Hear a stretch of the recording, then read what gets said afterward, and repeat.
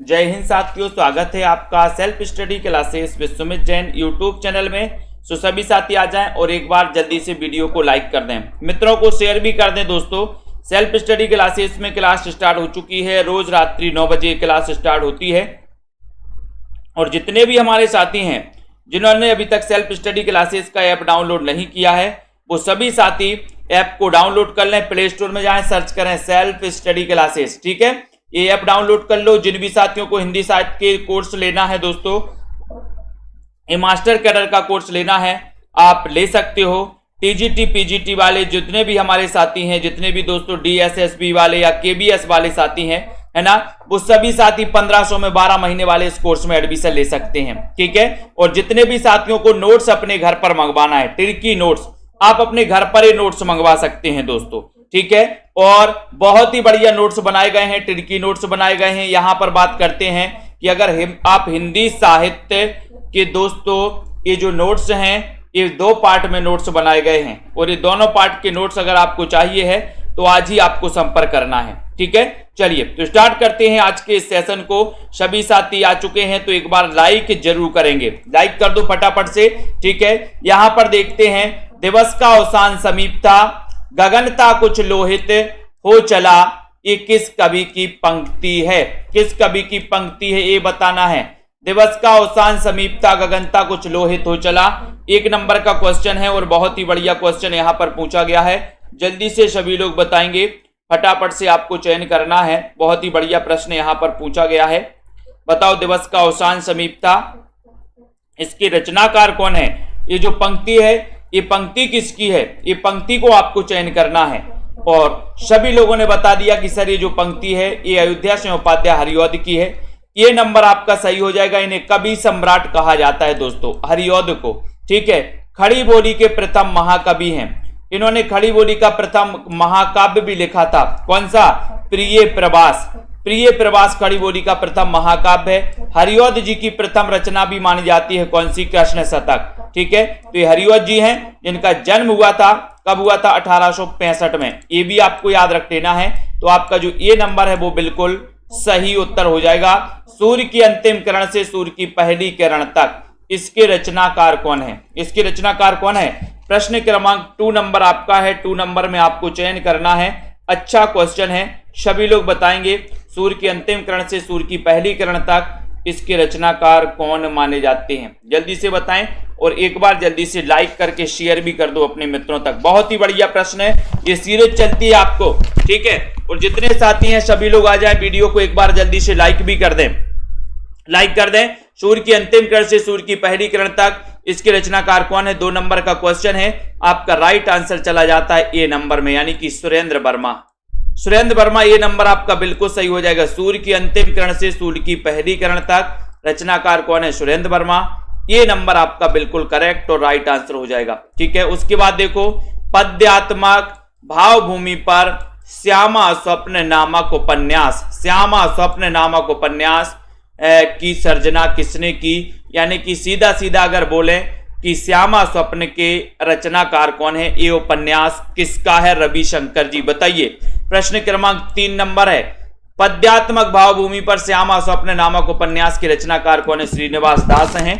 श्रीनिवास दास हैं, या फिर दोस्तों आगे बताना है, या फिर जगमोहन है, या फिर राजा लक्ष्मण से, या फिर भारतेंदु हरिश्चंद्र हैं। 3 नंबर का क्वेश्चन है और उत्तर है कि श्याम ने स्वप्न देखा। काय का स्वप्न देखा? बोले जगमोहन का स्वप्न देखा, ठीक है। तो बी नंबर आपका बिल्कुल सही है। बी नंबर आपका राइट आंसर हो जाएगा। जिन्होंने भी बताया उनका आंसर बिल्कुल सही है। एक प्लेट सैलाब, आज ही पढ़ा था। इस कहानी की लेखिका कौन है? देखते हैं कौन कौन को पता है, कौन कौन सही बताता, कौन कौन ट्रिक का उपयोग है यहां पर कर लेता है। जिन भी साथियों को पंजाब मास्टर कैडर के दोस्तों मॉडल पेपर परचेस करना है, वो मॉडल पेपर परचेस कर सकते। एक प्लेट सैलाब कहानी की लेखिका कौन है? 4 नंबर का क्वेश्चन है। उषा प्रियंवदा, मन्नू भंडारी, कृष्णा सोपती, या फिर शिवानी। एक प्लेट सैलाब कहानी की लेखिका कौन मानी जाती हैं? 4 नंबर का क्वेश्चन है। 4 नंबर के क्वेश्चन में कई बार मैंने बताया, शायद आपको वो ट्रिक याद आ गई होगी। वो ट्रिक किस किस को याद आई है? जल्दी से बताएं, वो ट्रिक किस किस को याद आई है जो मैंने आपको बताई थी। और आपको बताया कि सर भंडारे में 1 प्लेट सलाद, 1 प्लेट सलाद, सलाद खाओगे ना आप, 1 प्लेट सलाद, बहुत बढ़िया, वेरी गुड संदीप सिंह जी। अपने अपने पिंजरे किसकी आत्मकथा है? 5 नंबर का क्वेश्चन है। राशिद कुरैशी जी, छोटे लाल जी, सभी लोग बताएंगे अपने अपने पिंजरे। और जिन भी साथियों को दोस्तों नोट्स मंगवाना है, हिंदी साहित्य के नोट्स, वो नोट्स मंगवा सकते, बहुत ही बढ़िया नोट्स बनाए गए हैं। अपने अपने पिंजरे ये किसकी आत्मकथा है? 5 नंबर का क्वेश्चन। आत्मकथा किसकी? ओम प्रकाश वाल्मीकि की, मोहनदास नेमिसराय, शरण कुमार लिम्बाले, शिवराज सिंह बेचैन। अपने अपने पिंजरे ये आत्मकथा किसकी मानी जाती है? 5 नंबर का क्वेश्चन है, ये किसकी है? और देखते हैं कहां जा रहा आपका राइट आंसर। अपने अपने पिंजरे आत्मकथा किसकी है? आपका उत्तर चला गया यहां पर बी नंबर, यानी कि मोहनदास नेमिसराय, बी नंबर आपका राइट आंसर है, बी नंबर आपका सही है। ठीक है, अपने अपने पिंजरे किसकी आत्मकथा है? मोहनदास नेमिसराय की, मोहनदास नेमिसराय आपका बिल्कुल सही है। ठीक है, सर्वांग निरूपक ग्रंथ रस रहस्य के रचनाकार कौन है?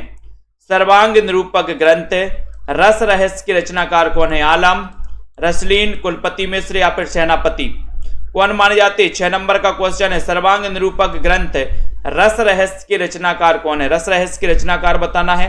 6 नंबर का क्वेश्चन आपको बताना है, जल्दी से बताइए और एक बार लाइक भी कर दीजिए। सर्वांग निरूपक ग्रंथ रस रहस्य के रचनाकार कौन माने जाते हैं? कौन माने जाते हैं? 6 का उत्तर बताना है और आपका उत्तर जा रहा कि सर कुलपति मिश्र। कौन माने जाते हैं? कुलपति मिश्र। सर्वांग निरूपक ग्रंथ, रस का रहस्य किसको पता होता है? और सर रस का रहस्य कुलपति को, कुलपति को। सी नंबर आपका सही है। सिर पर जूता पैर में टोपी किसकी कविता है? सिर पर जूता और पैर में टोपी, ये कविता किसकी है? उल्टा हो गया पूरा का पूरा, बताइए। जनता जनार्दन, सभी लोग बताएं।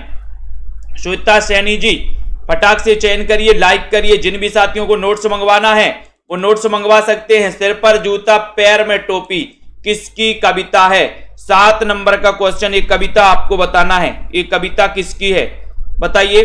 7 का अच्छा उत्तर है और 7 नंबर के उत्तर में जा रहा है कि सर लक्ष्मी क्या करवा देती है? लक्ष्मी वो चीज है जो सिर पर जूता और पैर पे टोपी, ये उल्टा करवा देती है। लक्ष्मी ऐसी चीज है। ठीक है, तो यहां पर आपका उत्तर है लक्ष्मीकांत वर्मा, यानी बी नंबर आपका बिल्कुल सही है। ठीक है, लक्ष्मीकांत वर्मा। गुलेरी जी की पहली कहानी कौन सी है? 8 नंबर का क्वेश्चन है। गुलेरी जी की पहली कहानी कौन सी है? उसने कहा था सुखमय जीवन, बुद्धू का कांटा या फिर इनमें से कोई नहीं।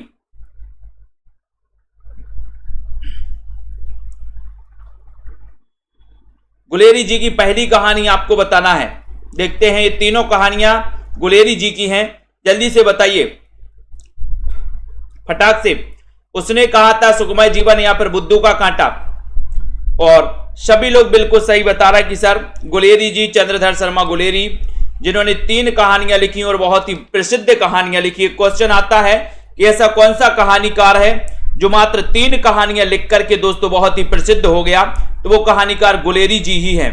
ठीक है, जिसने सुखमय जीवन इनकी पहली कहानी मानी जाती है ना। तो आपका उत्तर यहां पर देखो, बहुत सारे लोग ए बता रहे हैं, जबकि उत्तर इसका क्या है? B number. गुलेरी जी की प्रथम कहानी है कौन सी? सुखमय जीवन। ठीक है, रचना काल बताइए तीनों का, किसको पता है फटाक से?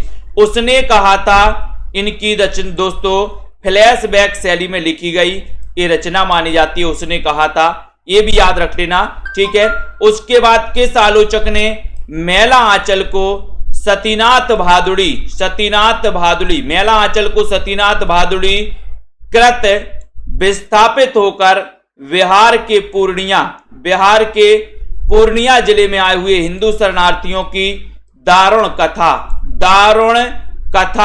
कथा दोस्तों चित्रित हुई है? तो बताना है आपको किस आलोचक ने मेला आंचल को सतीनाथ भादुड़ी की बताना है। मैनेजर पांडे ने, मधुकर गंगाधर ने, नंदुलारी वाजपेयी ने या फिर डॉक्टर नगेंद्र ने? किस आलोचक ने? 9 नंबर का क्वेश्चन है। किस आलोचक ने मेला आंचल को सतीनाथ भादुड़ी कृत विस्थापित होकर विस्थापित होकर पूर्णिया, बिहार के पूर्णिया जिले में आए हुए हिंदू शरणार्थियों की दारुण कथा चित्रित हुई है। ये आपको बताना है। 9 नंबर का क्वेश्चन है। तब आपका उत्तर आया है कि सर मधुकर गंगाधर रश्मि पाठक जी। बी नंबर आपका मधुकर गंगाधर बिल्कुल सही है। गरीब और अमीर पुस्तकें ये किसका रिपोर्टाज है?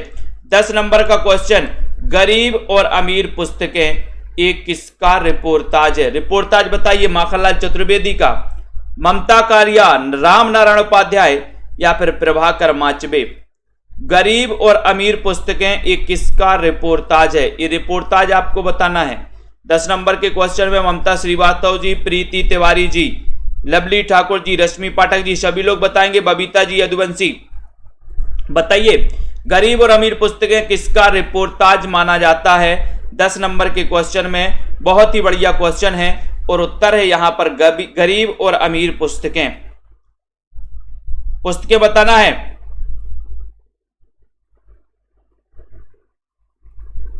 बताइए जल्दी से।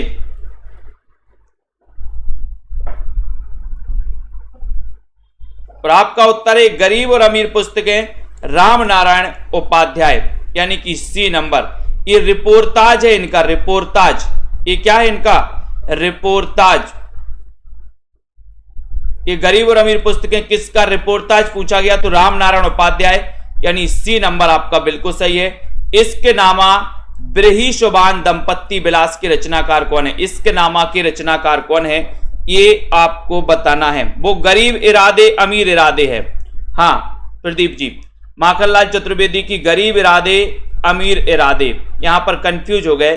गरीब इरादे और अमीर इरादे, अपन ने पढ़ा था कि गरीब के इरादे भी होते माखन खाने के और अमीर के भी इरादे होते माखन खाने के, है ना। वो माखनलाल की है, लेकिन यहां पर ये जो है ये राम नारायण उपाध्याय का रिपोर्टाज है।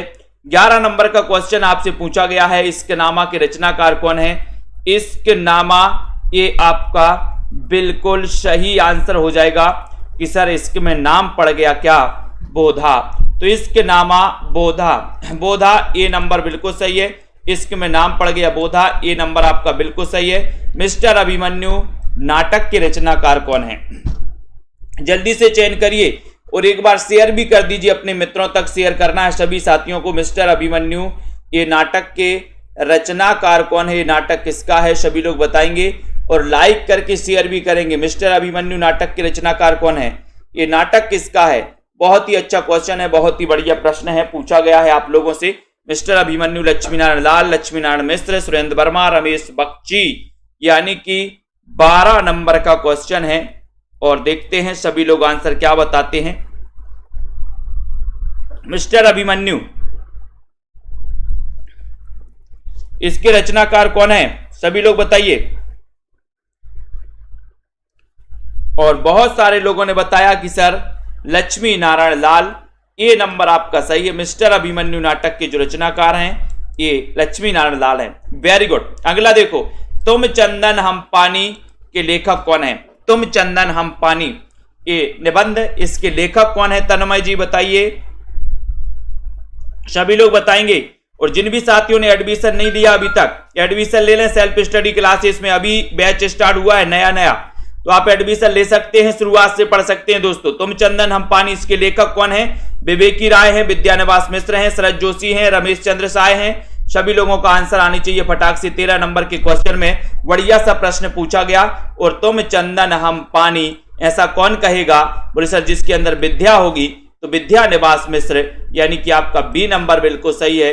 आधी रात का सूरजमुखी ये किसकी कहानी है? बहुत अच्छा क्वेश्चन है। आधी रात का सूरजमुखी, तो बताइए।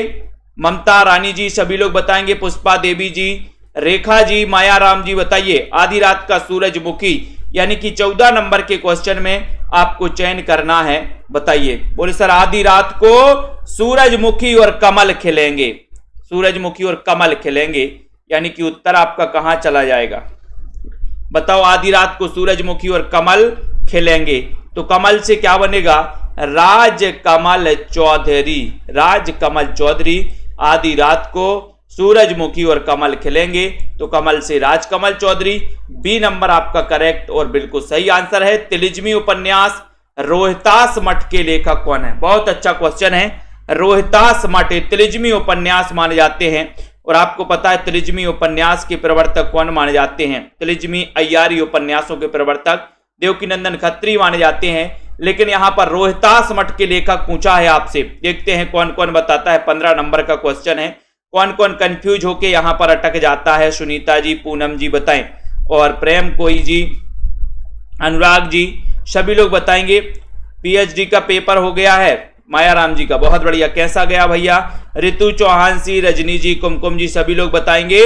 और तिलिस्मी उपन्यास रोहतास मठ के लेखक हैं दुर्गा प्रसाद खत्री। देवकीनंदन खत्री के पुत्र थे दुर्गा प्रसाद खत्री। एक दोस्तों इनका उपन्यास था भूतनाथ उपन्यास था किसका? दुर्गा प्रसाद खत्री का। ये अधूरा उपन्यास था और इसको पूर्ण किया था दुर्गा प्रसाद खत्री ने। इनका एक उपन्यास है तिलिस्मी उपन्यास रोहतास मठ, जो कि कई बार पूछा गया। ठीक है, तो यहां पर आपका सी नंबर तो बिल्कुल करेक्ट आंसर है। अपने अपने पिंजरे किसकी आत्मकथा है? 16 नंबर का क्वेश्चन है, अपने अपने पिंजरे किसकी आत्मकथा है? सूरज भान की है, मोहन नैमिषारय की है, उदय प्रकाश की, या फिर ओम प्रकाश वाल्मीकि? अपने अपने पिंजरे ये आत्मकथा किसकी है? ये आत्मकथा आपको बताना है। अपने अपने पिंजरे आत्मकथा सूरज भान की है, नैमिषारय की है, उदय प्रकाश की, ओम प्रकाश वाल्मीकि है। 16 नंबर के क्वेश्चन में बताना है, और उत्तर जाता है यहां पर मोहन नैमिषारय, यानी कि बी नंबर आपका करेक्ट आंसर है। अपने अपने पिंजरे आत्मकथा मोहन नैमिषारय की है। ठीक है, हिमहास किसका गद्य काव्य है? हिमहास किसका गद्य काव्य? वियोगी हरि का, नागार्जुन का, प्रकाशवती पाल का, डॉक्टर राम कुमार वर्मा। हिमहास ये गद्य काव्य किसका है? हिमहास गद्य काव्य के लेखक कौन है? 17 नंबर का क्वेश्चन है। सभी लोग जल्दी से लाइक करके शेयर भी कर दो अपने साथियों को, मित्रों को। हिमहास किसका गद्य काव्य है? ये 17 का क्वेश्चन पूछा गया है और आपका उत्तर हो रहा है। बहुत बढ़िया माया राम जी, ये डॉक्टर राम कुमार वर्मा आपका सही है। हिमहास राम कुमार वर्मा का गद्य काव्य है। डी नंबर आपका बिल्कुल सही है। जिन्होंने भी डी बताया है बिल्कुल राइट आंसर आ गया, वेरी गुड। अगला देखो, पूर्व राज्यपाल माता प्रसाद की आत्मकथा इनमें से कौन सी है? माता प्रसाद की मेरा बचपन मेरे कंधों पर, मेरा सफर मेरी मंजिल, झोपड़ी के राजभवन, गांव से राजभवन तक। 18 नंबर का क्वेश्चन है और देखते हैं, बताइए झोपड़ी से राजभवन, झोपड़ी के राजभवन, ये दोस्तों बताओ पूर्व राज्यपाल माता प्रसाद की आत्मकथा का नाम क्या है? उनकी आत्मकथा क्या है? संध्या गुप्ता जी, आरती वर्मा जी, सभी लोग बताएंगे एक साथ। लाइक करके शेयर भी करना है। जिनको भी हिंदी साहित्य के नोट्स मंगवाना है अपने घर पर मंगवा सकते हैं दोस्तों, बढ़िया नोट्स हैं। पूर्व राज्यपाल माता प्रसाद की आत्मकथा इनमें से कौन सी है? इनमें से कौन सी है? मेरा बचपन मेरे कंधों पर, मेरा सफर मेरी मंजिल, झोपड़ी के राजभवन, गांव से राजभवन तक। 18 नंबर का क्वेश्चन है और 18 में देखते हैं उत्तर क्या होता है। उत्तर होता है आपका सी नंबर, यानी कि झोपड़ी के राजभवन। सी नंबर आपका सही है। ये माता प्रसाद यानी कि सी नंबर आपका बिल्कुल सही है। ठीक है, पलंग पर मेहमान बैठे हैं, इस वाक्य में कौन सा कारक है? कारक है बताओ। पलंग पर मेहमान है ना, झोपड़ी से राजभवन तक, बिल्कुल सही है। ठीक है, तो झोपड़ी से राजभवन याद रख लेना, के नहीं। पलंग पर मेहमान बैठे हैं, इस वाक्य में कौन सा कारक है? कौन सा कारक 19वां नंबर है? वो झोपड़ी से राजभवन से होना चाहिए, वहां पर से है ना, यहां पर से, झोपड़ी से राजभवन। ठीक है, तो यहां पर पलंग पर मेहमान बैठे हैं, इस वाक्य में कौन सा कारक है? कौन सा कारक है ये बताइए। करण, संप्रदान, अधिकरण या फिर संबंध कारक। और बहुत सारे साथी हैं जो बिल्कुल करेक्ट और बिल्कुल सिट फिट पार्ट आंसर बता रहा है कि पलंग पर मेहमान बैठे हैं, इस वाक्य में कारक है। तो कौन सा कारक है? अधिकरण कारक। मैं पर, अधिकरण मैं पर पढ़ते ना, अधिकरण मैं और पर। ठीक है, सी नंबर बिल्कुल सही है। भाषा वह साधन है जिसके द्वारा मनुष्य अपने विचार दूसरों तक भली भांति प्रकट कर सकता है। प्रकट कर सकता है कथन किसका है? भाषा वह साधन है जिसके द्वारा मनुष्य अपने विचार दूसरों तक भली भांति प्रकट कर सकता है, ये कथन किसका है? महावीर प्रसाद द्विवेदी का है। कामता प्रसाद गुरु, रामचंद्र शुक्ल या फिर किशोरी लाल वाजपेयी। प्रश्न क्रमांक 20 है और बहुत ही बढ़िया क्वेश्चन पूछा गया। बताइए कमला ठाकुर जी, पुष्पा जी, रजनी वाला जी, सभी लोग बताएंगे और एक बार लाइक जरूर करना है, शेयर कर देना अपने मित्रों तक। 20 नंबर के क्वेश्चन में आपको चयन करना है और बिल्कुल सही आंसर बताया कि सर एक कामता प्रसाद गुरु का विचार है। बी नंबर कामता प्रसाद गुरु है ना। संविधान के अनुच्छेद 351 में किस विषय का वर्णन है। एक अच्छा क्वेश्चन है, सरल क्वेश्चन आपसे पूछा गया है, जल्दी से बताएं। संविधान के अनुच्छेद 351 में किस विषय का वर्णन है, किस विषय का वर्णन है, जल्दी से बताना है। आपको फटाक से कमेंट में लिख देना है और एक बार लाइक भी कर देना है। बताइए संविधान के अनुच्छेद 351 में, तब आपका उत्तर जो चला जाता है पूर्वी जी। ठीक है, पूर्वी जी आंसर क्या आ जाता है कि सर हिंदी के विकास के निर्देश दिए गए हैं इसमें। 351 है ना, 343 से लेकर के 351 तक के जो अनुच्छेद हैं वो भाषा से संबंधित अनुच्छेद हैं। ठीक है, तो यहां पर डी नंबर बिल्कुल सही है। भाषा के आधार पर राज्यों की पुनः संरचना किस वर्ष की गई थी, किस वर्ष की गई थी बताओ। भाषा के आधार पर राज्यों की पुनर्संरचना किस वर्ष पर की गई थी, किस आधार पर की गई थी। एक अच्छा क्वेश्चन आपसे पूछा गया है, जल्दी से शेयर कर दीजिए अपने मित्रों तक। भाषा के आधार पर राज्यों की पुनः संरचना बताना है, अच्छा क्वेश्चन है। लाइक करते हुए दोस्तों आगे बढ़ना है, शेयर करना है और आपका उत्तर 22 नंबर का क्वेश्चन है। 22 नंबर के क्वेश्चन में आपको बताना है, तब आपका यहां पर राइट है कि भाषा के आधार पर राज्यों की जो पुनर्संरचना की गई थी वो की गई थी 1956 में। 56 में, यानी कि आपका जो पुनः संरचना की गई थी भाषा के आधार पर 1956 में। ठीक है, तो आपका डी नंबर आपका बिल्कुल सही है। सौर सैनी अपभ्रंश से कौन सी भाषा विकसित हुई, सौर सैनी अपभ्रंश से कौन सी भाषा विकसित हुई है। पूर्वी हिंदी, बिहारी हिंदी, पश्चिमी हिंदी या फिर बताना है लहंदा। जल्दी से बताइए, साहित्य है ये, साहित्य। सौर सैनी अपभ्रंश से कौन सी भाषा विकसित हुई है। सौर सैनी अपभ्रंश की ट्रिक बनाई थी अपन ने, है ना, जो नोट्स में ट्रिक इंक्लूड की गई है, जिसको अपन ने पढ़ा था। कैसा पढ़ा था, पश्चिमी राज गुजरात में शेर है, पश्चिमी राज गुजरात में शेर है। तो पश्चिमी से पश्चिमी हिंदी, राज से राजस्थानी, गुजरात से गुजराती, ये सभी सौर सैनी अपभ्रंश से दोस्तों इनका विकास हुआ था। तो यहां पर पश्चिमी राज गुजरात में शेर है, यानी कि सी नंबर आपका करेक्ट आंसर है। कौन सा कवि पुष्टि मार्ग में दीक्षित हुआ था, अच्छा क्वेश्चन है। पुष्टि मार्ग की स्थापना दोस्तों वल्लभाचार्य ने की थी, यानी कि पुष्टि मार्ग के जो प्रवर्तक माने जाते हैं पूनम रानी जी, वो माने जाते हैं वल्लभाचार्य। ठीक है, कौन सा कवि पुष्टि मार्ग में दीक्षित हुआ था, ये आपको बताना है। कमलाकांत जी, आकाश साख जी, सभी लोग बताएंगे और एक बार लाइक करके शेयर भी कर दो हमारे सभी साथी। कौन सा कवि पुष्टि मार्ग में दीक्षित हुआ था, ये बताना है। माया राम जी, कौन सा प्रश्न आया था, ये वाला आया था, सौर सैनी अपभ्रंश से कौन सी भाषा विकसित हुई है। बहुत बढ़िया, तो 24 नंबर का क्वेश्चन है और आपको पता है कि सर भारतेंदु जी, ये भारतेंदु जी हैं, ये भी पुष्टि मार्ग में दीक्षित हुए थे। बी नंबर आपका बिल्कुल सही है, बी नंबर। दान लीला के रचनाकार कौन है, दान लीला के रचनाकार बालकृष्ण भट्ट हैं, प्रताप नारायण मिश्र हैं, भारतेंदु राधाचरण गोस्वामी। दान लीला के रचनाकार कौन है। 25 नंबर का क्वेश्चन है, बहुत ही बढ़िया क्वेश्चन आपसे पूछा गया है, मोस्ट इंपोर्टेंट क्वेश्चन पूछा गया है। देखते हैं कौन कौन सही बता पाता है। यहां पर दान लीला के रचनाकार कौन है, और सभी लोग बताएंगे। सुरेंद्र कौर जी, प्रेम कोरी जी, अन्नू म्यूजिक से सानू म्यूजिक कंपनी आगे, बहुत बढ़िया। बताइए बिट्टू जी, दान लीला के रचनाकार कौन है, ओजस्वी जी, और उत्तर है कि सर भारतेंदु ही हैं, यानी कि सी नंबर। दान की लीला तो भारत में बताई जाती है, दान की लीला। सी नंबर। भागीरथी का पर्यायवाची शब्द कौन सा है, बहुत अच्छा क्वेश्चन है। भागीरथी का पर्यायवाची शब्द बताना है। सरिता, गंगा, यमुना या फिर निर्झरणी।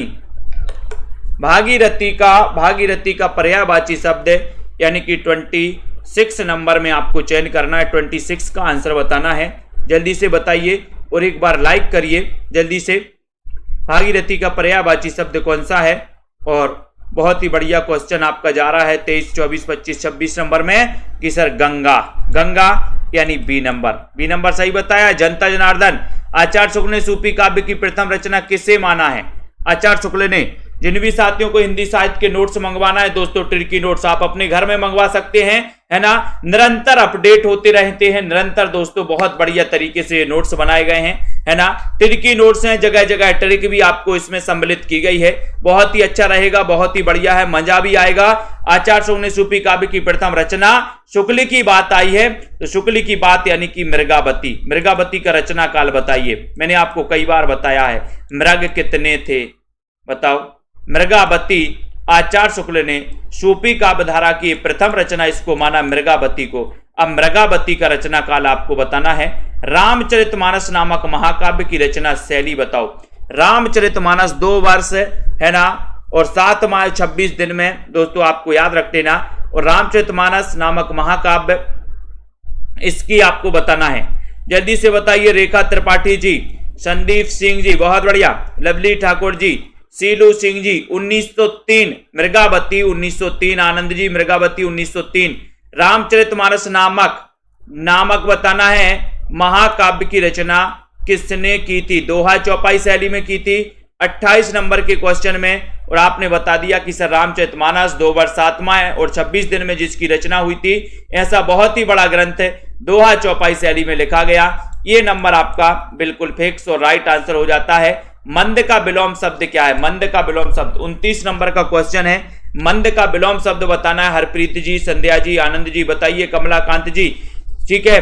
आनंद जी बताइए। पलविंदर जी, क्या है यहां पर राइट आंसर? अनिल तिवारी जी, विश्वास मलिक जी, रेखा जी, सभी लोग बताएंगे। सानू जी, अनुराग जी, रामदयाल जी बताएं। बलजीत जी, मंद का विलोम क्या हो जाएगा? मंद का विलोम आपको चयन करना है और एक बार शेयर भी कर देना है। सुनीता कुमारी जी बताइए यहां पर। अशोक प्रजापति जी, राधिका मौर्य जी, 29 नंबर के क्वेश्चन में बहुत ही बढ़िया क्वेश्चन यहां पर आ गया है और सीधा आंसर लगाया है आप लोगों ने कि सर मंद का होता है द्रुत यानी बी नंबर। द्रुत आपका सही है। मुख्य का विलोम क्या होगा? मुख्य का विलोम 30 नंबर का क्वेश्चन, मुख्य का विलोम आपके सामने है। स्टडी बॉय जी बताएं। जिन भी साथियों को एडमिशन लेना है पेड क्लास में, विस्तृत पढ़ना है, विस्तृत अध्ययन करना है हिंदी साहित्य का, है ना, तो आप 1500 में एडमिशन ले सकते हैं दोस्तों, ठीक है। 1500 में एडमिशन ले सकते हैं। 1500 में जिनको भी लेना है रेगुलर अध्ययन कर सकते हैं दोस्तों। चाहे आप JNU इंटरेस्ट की तैयारी कर रहे हो, चाहे आप KBS की तैयारी कर रहे हो, TGT PGT की तैयारी कर रहे हो LT ग्रेड की, या फिर मास्टर कैडर या HP कमीशन उत्तराखंड LT की तैयारी कर रहे हो। मुख्य का विलोम शब्द क्या होगा? 30 नंबर के क्वेश्चन में आपसे पूछा गया और 30 में आपका उत्तर है कि सब मुख्य का गौड़ होता है, यानी कि आपका जो D नंबर है, कोई चीज मुख्य होती है, कोई चीज गौड़ होती है।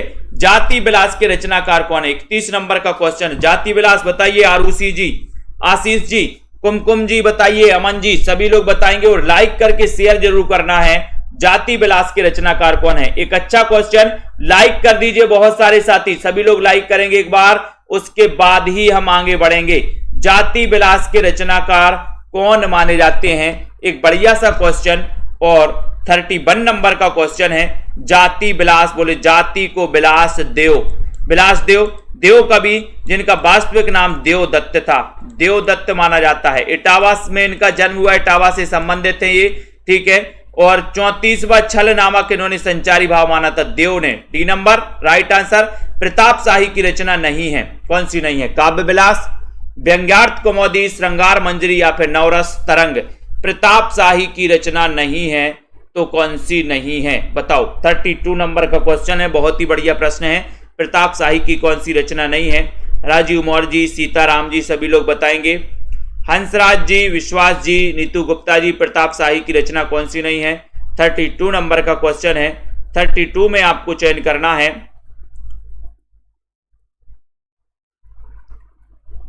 और आपका सीधा आंसर चला गया कि सर प्रताप शाही की जो रचना नहीं है वो रचना नहीं है नवरस तरंग, यानी D नंबर। ये नहीं है, बाकी श्रृंगार मंजरी है, व्यंग्यार्थ कौमुदी है, काव्य विलास है, ये तीनों हैं। नवरस तरंग नहीं है। D नंबर आपका बिल्कुल सही है ना। साहसी व्यक्ति ही सफल होते हैं। वाक्य में बताना है कि साहसी कैसा विशेषण है? साहसी कैसा विशेषण है? संख्यावाचक है, परिमाणवाचक है विशेषण, गुणवाचक विशेषण या फिर सार्वनामिक विशेषण है। 33 नंबर का क्वेश्चन है और देखते हैं क्या आंसर लगा पाते हो आप लोग, क्या वास्तव में सही आंसर बताओगे। साहसी व्यक्ति ही सफल होते हैं। बताओ 33 नंबर के क्वेश्चन में कौन सा विशेषण हो जाएगा। यहां पर देखते हैं कौन सी जनता जनार्दन, श्वेता रानी जी डी बता रही हैं। और बताओ कौन कौन बता रहा है। बी बता रही राधिका जी, गलत। और बताओ, बहुत सारे साथियों ने मिलकर के एक स्वर में कहा जनता जनार्दन ने कि सर साहसी एक साहस एक गुण होता है, और गुण होता है तो गुणवाचक विशेषण है। सी नंबर आपका करेक्ट और राइट आंसर है। सुंदर विशेषण शब्द की उत्तमावस्था क्या होगी। सुंदर विशेषण शब्द की उत्तमावस्था बताना है। 34 नंबर का क्वेश्चन है। बताओ कमलाकांत जी, राहुल राज जी, सिसोदिया, सैलू जी, 34 नंबर में लाइक करते हुए आगे बढ़ना है और उत्तर बताना है। हरप्रीत जी बताइए, अशोक जी, कार्तिक जी, सुंदर विशेषण शब्द की उत्तमावस्था क्या है। 34 का क्वेश्चन लाइक कर दो सभी लोग। और लगभग सभी लोगों को पता है कि सर सुंदर की उत्तमावस्था पूछी है तो उत्तमा में सुंदरतम होगा, है ना। ये अपन को याद रखना। अगर उत्तरावस्था पूछते तो उत्तरा में सुंदरतर हो जाती, सुंदरतर, है ना। ये सुंदरतम है, यानी कि सी नंबर उत्तमावस्था, सुंदरतम। ठीक है। एक प्रत्यय से बना विशेषण शब्द कौन सा है। 35 नंबर का क्वेश्चन है। सभी लोग बिल्कुल पंजाब वाले जोश से पढ़ रहे हैं। बहुत बढ़िया। पंजाब वालों को जल्दी एग्जाम आने वाला है, पंजाब वालों का जोश से पढ़िए, जोश से। ठीक है, बिल्कुल। खुशबू कुमारी जी, पुष्पा जी बताइए, है ना, बहुत बढ़िया। विशाखा पांडे जी, नीतू जी, एक प्रत्यय से बना विशेषण कौन सा है। और सीधा सीधा आंसर बता रही जनता जनार्दन। कहां जा रही जनता जनार्दन कि सर ये आप लगा दो, एक प्रत्यय से बना जो विशेषण है वो है आर्थिक। आर्थिक, ये नंबर आर्थिक सही है। ताजमहल का टेंडर किसका नाटक है। ताजमहल का टेंडर, यानी कि 36 नंबर का क्वेश्चन है। डीके जी बताइए, राजीव जी, अच्छा क्वेश्चन है। लाइक जरूर करिए आप लोग, लाइक जरूर करिए, किया करें। ठीक है, शेयर भी कर दिया करें। ताजमहल का टेंडर किसका नाटक माना जाता है। एक अच्छा क्वेश्चन। जिन भी साथियों को नोट्स मंगवाना है वो हिंदी साहित्य के नोट्स अपने घर पर मंगवा सकते, टिर्की नोट्स, और बढ़िया तरीके से दोस्तों पढ़ते हैं। ताजमहल का टेंडर किसका नाटक है, 36 नंबर का क्वेश्चन है। बहुत ही बढ़िया क्वेश्चन है। और आपका उत्तर है कि सर ताजमहल का टेंडर हम अजय को देंगे, अजय देवगन को दे दो थोड़ा सा, अजय शुक्ला। ये नंबर आपका करेक्ट है, बिल्कुल सही है। नेक्स्ट है, हिंदी का प्रथम दुखांत नाटक कौन सा। अच्छा क्वेश्चन है, बढ़िया क्वेश्चन है। अंकिता जी बताइए, राइट आंसर बताना है।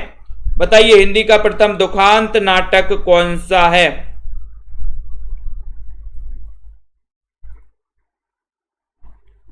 हिंदी का प्रथम दुखांत नाटक कौन सा है, सभी लोग बताएं। बताइए बलजीत जी, बिल्कुल हिंदी का प्रथम दुखांत नाटक 37 नंबर का क्वेश्चन है। और 37 नंबर के क्वेश्चन है कि सर वो हिंदी का प्रथम दुखांत नाटक जो है वो रणधीर प्रेम मोहिनी है। रणधीर प्रेम मोहिनी है, यानी डी नंबर आपका सही है, रणधीर प्रेम मोहिनी। ठीक है, डी नंबर वेरी गुड। प्रबंध चिंतामणि की रचयिता कौन है। प्रबंध चिंतामणि 38 नंबर का क्वेश्चन है। दामोदर पंडित हैं, कवि आसगु हैं, रोड़ा कवि हैं या फिर मेरू तुंग है। प्रबंध चिंतामणि, इसके रचयिता कौन माने जाते हैं, इसके रचनाकार कौन है, सभी लोग बताएं। प्रबंध चिंतामणि। और मैंने आपको कई बार बताया है कि हमें प्रबंध करना है। काय का प्रबंध करना है, बताओ। प्रबंध करना है हमें, बोले सर हमें मेरू का प्रबंध करना है, मेरू का प्रबंध करना है। सुरेश मीना जी, बिल्कुल सही है। प्रबंध चिंतामणि मेरू का, मेरू यानी डी नंबर, मेरू तुंग की ये रचना है, मेरू तुंग की रचना है प्रबंध चिंतामणि, डी नंबर सही है। कुबलाय माला कथा के रचनाकार कौन है। कुबलाय माला कथा, और एक कुबलाय माला कथा तो कई बार पूछा गया। 39 नंबर का क्वेश्चन प्रदीप शर्मा जी, सभी लोग बताएंगे। बहुत बढ़िया। पंजाब वाले हमारे सभी साथी शेयर करिए सभी साथियों को, है ना। और दोस्तों हमारे एचपी टेट वाले, टीजीटी पीजीटी वाले सभी साथी, फर्स्ट ग्रेड वाले साथी, कुबलाय माला कथा के रचनाकार कौन है। 39 नंबर में बोली सर दो तीन सूरी लगा दो, बी नंबर आपका सही आंसर है। मैया मैं तो चंद्र खिलौना ले हूं, मैं कौन सा रस है। मैया मैं तो चंद्र खिलौना ले हूं, रस बताना है, रस कौन सा है। शांत है, भक्ति है, वात्सल्य है या फिर श्रृंगार है। 40 नंबर के क्वेश्चन में मैया मैं तो चंद्र खिलौना ले हूं, कौन सा रस है। 40 नंबर का क्वेश्चन है। 40 में आपको चयन करना है और आपका जो उत्तर हो जाएगा वो उत्तर हो जाएगा वात्सल्य रस। वात्सल्य रस यानी सी नंबर, मैया मैं तो चंद्र खिलौना ले हूं। ठीक है, सी नंबर सही है। वाक्यम रसात्मकम काव्यम कहने वाले आचार्य कौन है? एक अच्छा क्वेश्चन, बढ़िया सा क्वेश्चन आपसे पूछा गया। वाक्यम रसात्मकम काव्यम कहने वाले जो आचार्य हैं वो आचार्य कौन है? मम्मट हैं, विश्वनाथ हैं, भरत हैं या फिर राजशेखर हैं? बताओ अमन जी, सभी लोग बताएंगे, जल्दी से बताओ। पूनम जी, सीलू जी, कमला ठाकुर जी, वाक्यम रसात्मकम काव्यम कहने वाले जो आचार्य हैं 41 नंबर के क्वेश्चन में, और बोले सर वो आचार्य हैं विश्वनाथ, यानी कि आपका उत्तर बी करेक्ट आंसर है। बी नंबर सही है। तू, तुम, आप आदि हिंदी में कौन से पुरुषवाचक सर्वनाम के अंतर्गत आते हैं? पुरुषवाचक सर्वनाम के भेद आपने देखे होंगे, उत्तम पुरुष, मध्यम पुरुष और अन्य पुरुष। तो बताओ ये तू, तुम, आप, ये जो दोस्तों सर्वनाम है ये किसके अंतर्गत आते हैं? उत्तम पुरुष के अंतर्गत आते हैं। बताइए, डीकर अंबेडकर जी बताइए,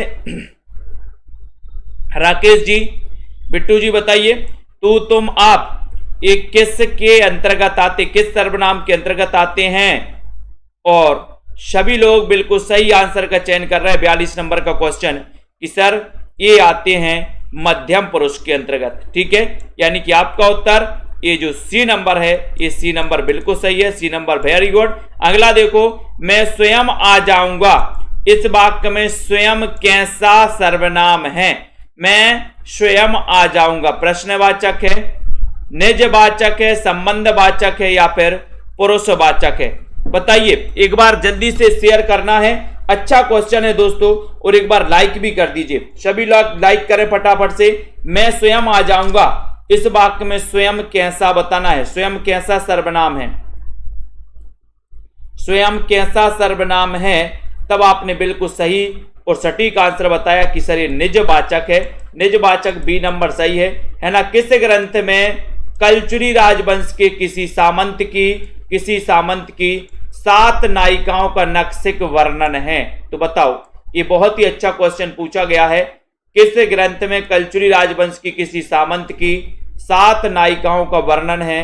44 नंबर का क्वेश्चन है और बहुत ही अच्छा क्वेश्चन है। बताओ, 44 नंबर में लाइक जरूर कर दो। किस ग्रंथ में कलचुरी राजवंश के किसी सामंत की 7 नायिकाओं का नक्सिक वर्णन है? नक्सिक वर्णन है, तो बताओ किसमें है? उक्ति व्यक्ति प्रकरण में, वर्ण रत्नाकर संदेश राशक या राउरवेल में? तो आपको पता है राउरवेल की रचनाकार रोड़ा कवि हैं, और आपका उत्तर भी क्या हो जाएगा? राउरवेल बिल्कुल सही हो जाएगा। किस ग्रंथ में कलचुरी राजवंश के किसी सामंत की है? तो राउरवेल में है, यानी डी नंबर आपका सही है। रोड़ा कवि की रचना है, डी नंबर आपका बिल्कुल सही हो जाता है। पुष्पदंत किस शताब्दी के कवि थे? बहुत अच्छा क्वेश्चन, 45 नंबर का क्वेश्चन है। पुष्पदंत किस शताब्दी के कवि माने जाते हैं? पुष्पदंत किस शताब्दी के कवि हैं? बताइए जल्दी से। 7वीं, 10वीं, 11वीं या फिर 8वीं?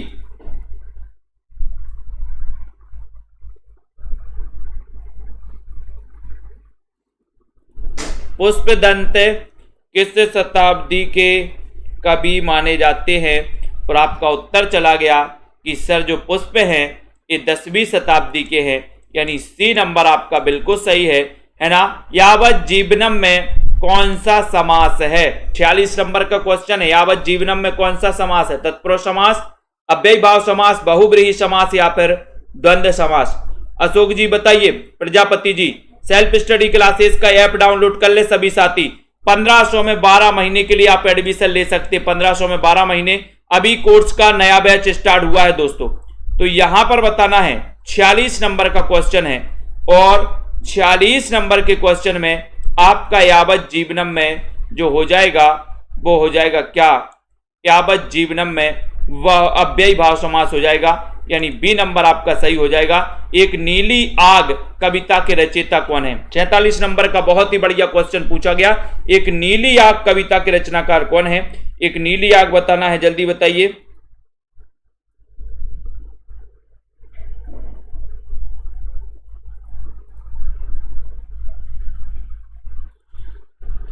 एक नीली आग कविता के रचनाकार कौन है? मुक्तिबोध, भवानी प्रसाद मिश्र, रामदरस मिश्र, अज्ञे एक नीली आग, इसके रचनाकार।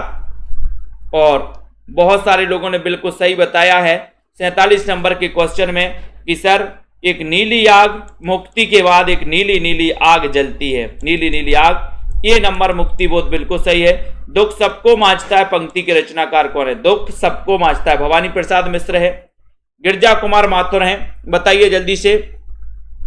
गिरजा कुमार हैं, अज्ञे हैं, कौन है? दुख सबको मांझता है, इसके रचनाकार कौन है? दुख सबको मांझता है, ये पंक्ति किसकी है?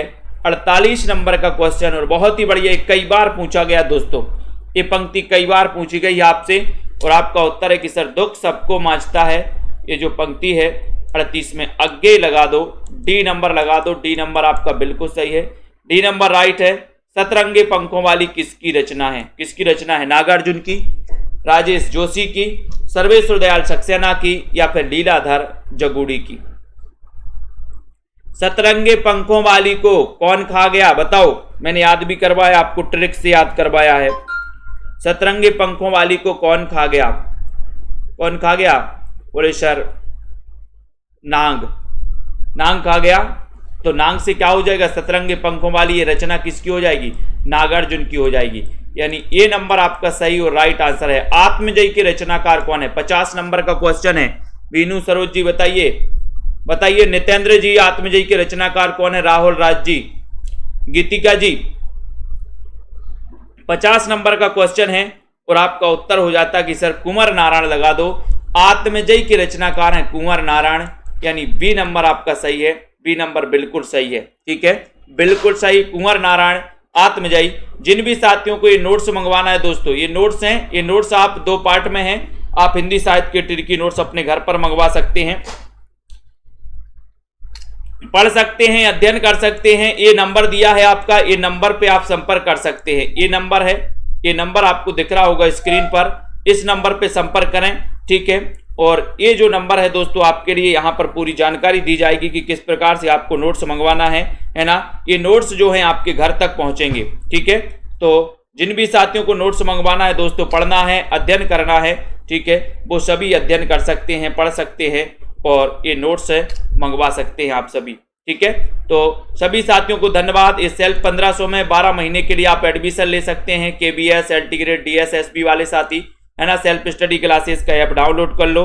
अशोक जी, रामदयाल जी, आकाश, रविंद्र जी, शांति शुक्ला जी, है ना, राजीव जी, कार्तिक जी, बहुत बढ़िया, विश्वास मलिक जी, लवली ठाकुर, सुरेश जी, है ना, अनुराग जी, विकास जी, शुभम जी, रोली सिंह जी, प्रीति जी, नीतू, हरप्रीत जी, रमा जी, संध्या गुप्ता, हरप्रीत जी, पूनम जी, श्वेता जी, ठीक है, आरती वर्मा जी, तनु रावंत जी, अनुराग प्रीति जी, वंदना सिंह जी, सभी साथियों को धन्यवाद। अध्ययन करते रहें, लाइक करते रहें और शेयर करते रहें। हरप्रीत जी वेरी गुड, ठीक है, प्रदीप शर्मा जी, नीतू जी, पूनम जी, शांति वर्मा, ठीक है, माया राम जी, रेखा त्रिपाठी जी, छोटे लाल जी, विकास भाटी जी, संदीप सिंह जी, है ना, बिल्कुल बिल्कुल ठीक है, वैभव जी बहुत बढ़िया, चांदनी मैप्स जी, पूनम इंसान जी, लवकुश प्रसाद जी, प्रियंका वर्मा जी, आरती वर्मा जी, ठीक है, MN मिश्रा जी, मनप्रीत जी, बिल्कुल, दीक्षा यादव जी, ममता जी,